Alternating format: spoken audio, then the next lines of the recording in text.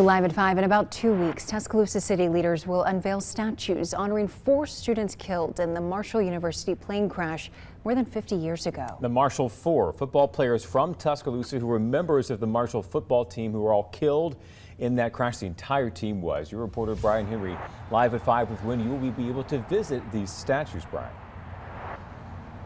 Well, Jonathan and Morgan, the date is February the 6th at the new Benjamin Barnes YMCA here in Tuscaloosa. One man remembers all too well when it happened.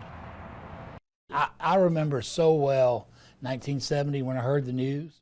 The news on November 14th, 1970, when a plane crashed in West Virginia, one that killed the Marshall University football team. The dark and grainy footage from the location showed just how catastrophic it was. 75 people died in the crash.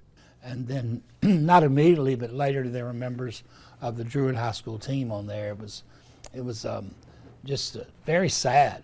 The 4 Kip Tyner referred to were Freddie Clay Wilson, Larry Sanders, Joe Lee Hood, and Robert James Van Horn.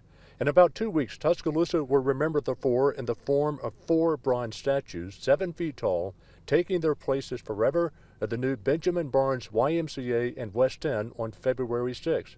Out of this has not only come something that will be a legacy forever for the young people to know who used to go to that Y, for example, and the story behind the tragedy, but also private groups have come forward now and really doing upgrades to the grave sites.